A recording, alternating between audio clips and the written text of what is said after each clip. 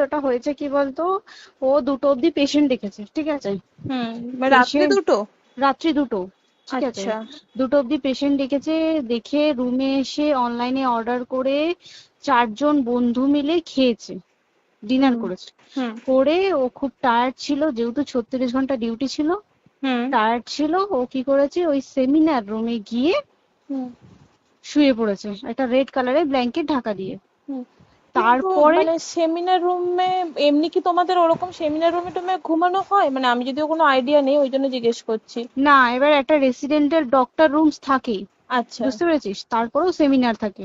এবার হুম। সেমিনারে একটা বেড থাকে, আর আচ্ছা ডক্টরস রুমে 2টো 3টে যেরকম বড় ঘর হবে সেরকম বেড পাতা থাকে। আচ্ছা আচ্ছা। মেনলি ডক্টরস রুমে শোয়ার কথা, ঠিক আছে। হুম হয়েছিল কি, ওকে বডিটা পাওয়া গেছে সেমিনার রুমে, হুম কিন্তু ঘুমাচ্ছিল ডক্টরস রুমে। যে হুম রুমটা তোর এখন ভাঙা হয়েছে, দেখেছিস রুমটা ভেঙেছে, একটা ভিডিও ঠিক দেখছিলাম। বাথরুমের পাশেই, হুম ঠিক আছে, মানে বাথরুমটাকে অজুহাত দিয়ে হুম ওই রুমের দেয়ালটা ভেঙে দিয়েছে। অ্যাকচুয়াল কাণ্ডটা ঘটেছে তোর ইয়েতে, ওই রুমটার ভেতরে, ডক্টর রুমে? ডক্টরস রুমে। ডক্টরস রুমে ঘটনাটা ঘটেছে, ওই বডিটাকে তো ডক্টর ধস্তাধস্তি। রুমে ওই দিন আর কেউ ছিল না, খালি মানে অনলি ওই দিদিটাই ঘুমাচ্ছিল? হ্যাঁ, এবার তোকে আমি বলি, অন কলে নিশ্চয়ই একজন থাকবে না, ওরা হুম জুনিয়র সিনিয়র মিলিয়ে থাকে, এমনকি থার্ড ইয়ার একজন থাকবে, সেকেন্ড ইয়ার একজন থাকবে, হুম প্লাস ফার্স্ট ইয়ারের ইন্টার্নশিপরা যারা থাকে তারা ইন্টার্নরা থাকে। হুম আর চেস্ট এমন একটা ওয়ার্ড হচ্ছে, কোভিড এর পর থেকে প্রায় হামেশাই সবার শ্বাসকষ্ট হচ্ছে, মানে আসছে মানেই শ্বাসকষ্ট হচ্ছে।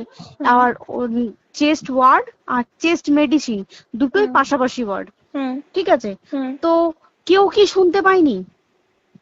কেউ শুনতে পায়নি। হ্যাঁ, ওটাই তো আমি ওই দিনকে ওটাই ভাবছিলাম এবার যে। দেখ, ধস্তাধস্তি করাতে একটা নিশ্চয়ই চিৎকার হয়, একটা ভাইলেন্ট হয়, হুম হুম বুঝতে পেরেছিস। হুম তারপরে আবার কি, যে 4জন ওর সাথে খেয়েছে তারা কোথায়, তারা কেন মিডিয়ার সামনে আসছে না? হুম তাই ঠিকই তো, তো। তারা কেন আসছে না? তোমার ওই এক- দিন ডিউটি ছিল না রাতে? ওই দিনকে আমি নাইটে ডিউটি করছিলাম। আচ্ছা। আমি নাইটে ডিউটি করে এসেছি, আমার লাস্ট নাইট ছিল। তো হুম আমার তো 3 দিন নাইট থাকে, তিন হুম দিন নাইট থাকার পর লাস্ট নাইট ছিল, লাস্ট নাইটের পর বুধবার আমার লাস্ট নাইট, বুধবার রাতে ঘটনাটা ঘটেছে। হুম আমি বাড়িতে এসেছি, রীতিমতো বাড়িতে এসে শুয়ে পড়েছি। 3টের সময় আমার কাছে ফোন এসছে যে সবাইকে ডেকে পাঠিয়েছে, ইমিডিয়েট আয়। হুম তখন গিয়ে দেখি আরজিকরে এই অবস্থা, পুরো গোটা হাসপাতালকে ডেকে পাঠিয়েছিল। গিয়ে দেখি পুলিশ ছয়লা, মানে, আর ওকে যেভাবে, আমি তো বডিটা দেখেছি রে, মানে আমাদের হুম এখনো পর্যন্ত চোখ থেকে নামছে না।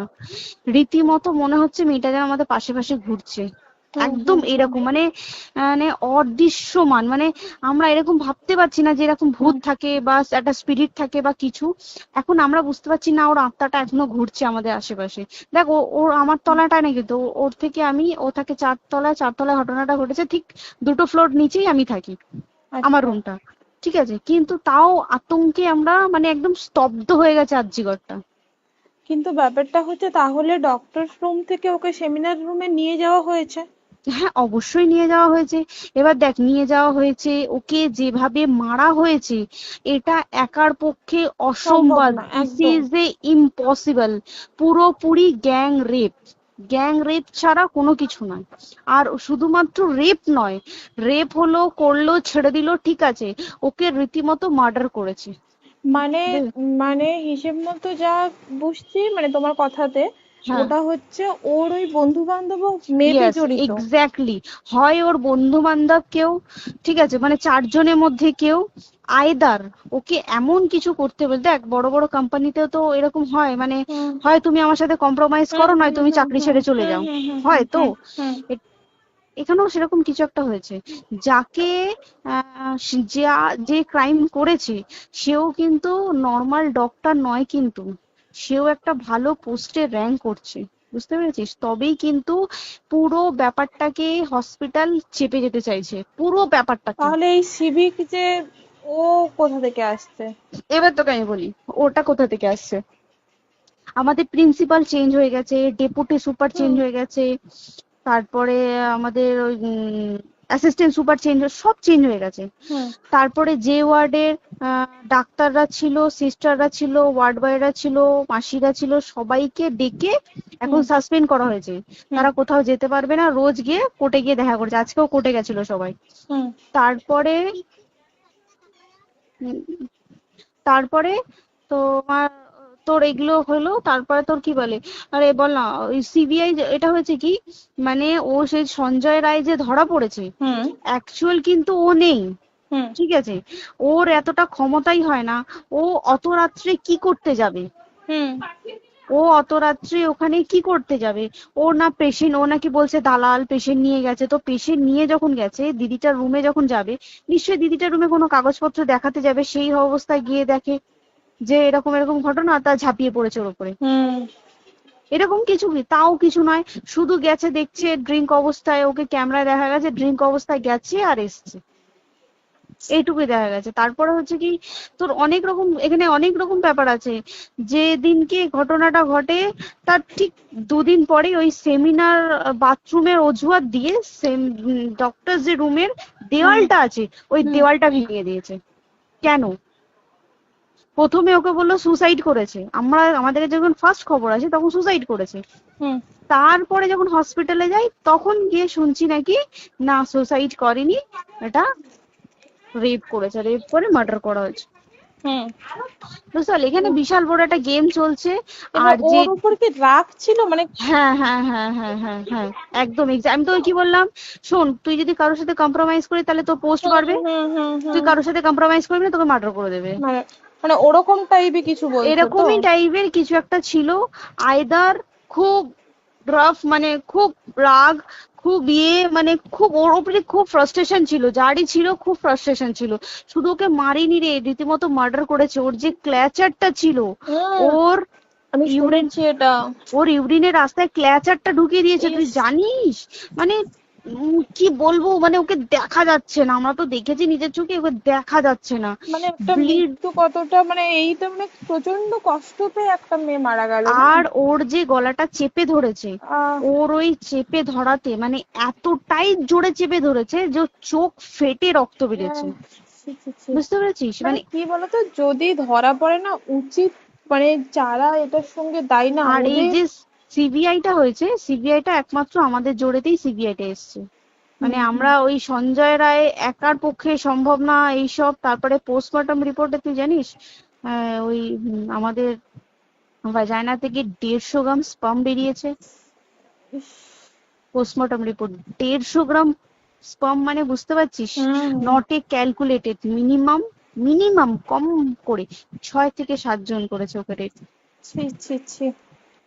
ওই জন্যই তো আমরা এতটা বেশি ভাইলেন্ট হয়ে গেছি, বুঝতে পেরেছিস? আর তারপরে আমাদের, দেখো, একটা মেয়ে তার কাজের জায়গাতেই ছিল, এমনটা নয় যে রাস্তাঘাটে কোনো বিপদ, ও তার কাজের জায়গাতেই আরে সেফ নয়। শোন, কেউ যদি স্ব ইচ্ছায় কারোর সাথে রিলেশনশিপে গিয়ে করতে চায় সেটা আলাদা জিনিস কিন্তু, হুম ঠিক হুম আছে?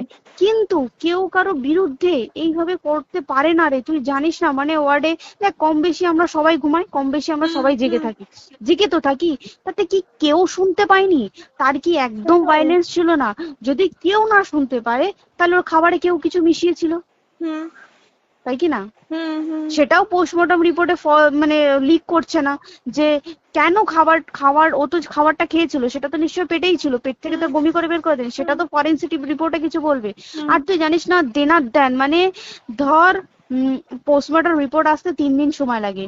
ও হুম যেদিনকে মরেছে ঠিক তার পরের দিনকে বিকালবেলা পোস্টমর্টম রিপোর্ট বার করে দিয়েছে, মানে বডি বার করো আর পোড়াও। হুম 10 সেকেন্ডের মধ্যে ওর বাড়িতে নিয়ে গেছে, তারপরে বডি পুড়িয়ে দিয়েছে। মানে কি বলবো, হসপিটাল, মমতা ব্যানার্জি, সবাই মানে তৃণমূল প্রত্যেক সবাই হুম এটাকে পুরোটাই কেসটাকে চাপা দিতে চাইছে, পুরোটা পুরোটা। তবে তুই ভাব, যে মানুষটাকে এত ক্ষতবিক্ষত ভাবে মেরেছে, তাকে অভিষেক ব্যানার রেপ কি কলকাতায় প্রথম হলো? নয়, হুম বিভিন্ন জায়গায় বিভিন্ন ভাবে রেপ হয়েছে, হুম ধরা পড়েছে, ফাঁসি হ্যাঁ হয়েছে কি হুম জেল হয়েছে। হুম অভিষেক বন্দ্যোপাধ্যায় কেন বললো জাস্ট ইট তোর কি বলে এনকাউন্টার করতে?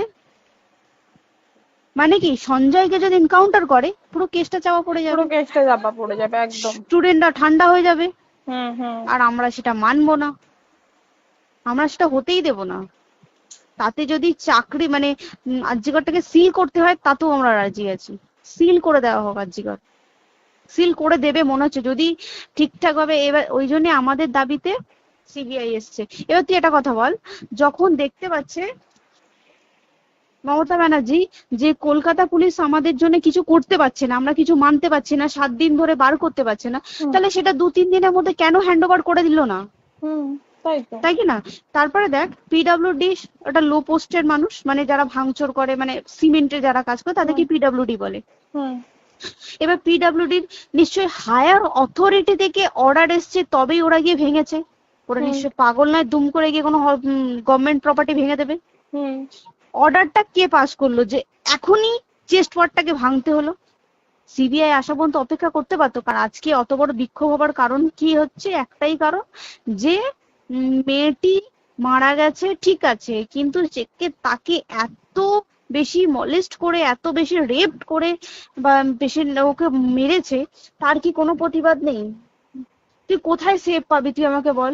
তুই ধর চাকরি ছেড়ে, আজকের সরকারি চাকরি ছেড়ে তুই প্রাইভেটে যাই, প্রাইভেটেও তো তাই একই অবস্থা। একদম একদম প্রাইভেটেও একই অবস্থা। তুই কোনো চায়ের দোকান খুলে বসবি, অনারশিপে তুই বসলেও তাও এসে তো হাজার ছেলেরা থাকে, হাজার ছেলেরা টিস করে, তুই কোথায় কি করবি? তাহলে আমাদের সেফটি কোথায়? আমাদের মুখ্যমন্ত্রী মমতা ব্যানার্জি সে একটা লেডি হয়ে তাহলে আমাদের কি সেফটি দিয়েছে? আমাদের কি লক্ষ্মী ভান্ডার দিলে this is a problem solve? পুরো মাসের আমাদের কি সব খরচা চলে যায় লক্ষ্মী ভান্ডারে? জানি না, আই ডোন্ট নো। মানে আমরা প্রচুর ক্ষেপে আছি, প্রচুর। মানে এর বিচার না চাওয়া পর্যন্ত তুই ভেবে চল কি এটা সলভ হবে না। আমরা বিচার নিয়ে আমি 2 দিন ধরেই ভাবছিলাম তোমাকে ফোন করবো, কিন্তু মানে এটা ওটাতে হয়ে উঠছে না। আর তোমাকে তো আমি ওই দিন রাতেই হোয়াটসঅ্যাপ করলাম না, এবার তখনই না আমি ব্যাপারটা অতটা বুঝতে পারিনি। আর আমার তার পরের দিনই ভোরবেলা ডিউটি, তা আমি খুব সাবধানে থাকিস, আর খুব বলো না। সাবধানে না না, থাকিস। হ্যাঁ তাই তো। এখন মানে তোমরাও সাবধানে থাকো সবাই। কি বলবো বল, কিছু বলার নেই। দেখ আমাদের মধ্যবিত্ত মানুষরা, আমাদের চাকরি করে খেতেই হবে, সোজা কথা। একদম তাই কিনা বল? বাবার এত পুঁজি নেই যে বসে বসে খাবো, ঠিক আছে? সেই মেন্টালিটিও নেই, পুঁজি যদিও থাকে মেন্টালিটিও নেই বাবার পুঁজিতে খাবে। এবার একটা কথা তুই বল, চাকরিটা কোথায় গিয়ে করবো তুই একটা বল? কোন স্টেটে গিয়ে চাকরি করবো তুই আমাকে বল? ওই যেমন মানে এটা হয়তো আমার মা যেমন বাড়িতে থেকে 7টার মধ্যে ঢুকে যাও, দিদিকে তো ধরো অনেক রাত অব্দি 9টা 9:30 10টা অব্দি ল্যাবে থাকতেই হয় না। এবার তুই কি করবি বল, কি করবি? বলো তো এখন কিছু করার আছে? দেখ ল্যাবেও তো সব ছেলেরা আছে, ছেলে আছে মেয়ে আছে, তুই কাকে বারণ করবি? তুই কাকে বিশ্বাস করবি? তুই বল, তুই ধর কলিগদের সাথে খেতে বসেছিস, ঠিক আছে, তোর টিফিনটা যদি কেউ চাইলো তুই তাকে না দিয়ে পারবি? না, একদমই। আর কার মনে যে কি আছে সেটাই তো কি বলবি বল? এবার তুই বল, খাবারটা যে খাবি, তোর টিফিন কেউ চাইলো বা তোকে যদি কেউ বললো একটু একটু খা, যেমন আমরা শেয়ারে হয় স্কুলে যেটা আমাদের শিখে এসেছি, স্বাভাবিক, এটা সবার এটা তো স্বাভাবিক। তুই বল, তাতে যদি এরকম অবস্থা হয় তাহলে কি করবে মানুষ, তুই আমাকে বল? আজকেও তো তাই আমাদের দেখ না, 11টা থেকে আমাদের তোর ক্যান্ডেল দিয়ে হোয়াইট ড্রেস পরে সব শ্যামবাজারে একতা হবে। এখন আবার বৃষ্টি শুরু হয়েছে, কে জানে কি প্রচুর বৃষ্টি শুরু হলো, কি হবে জানি না। ঠিক আছে গো, টাটা। হ্যাঁ চল টাটা। হুম হুম হুম।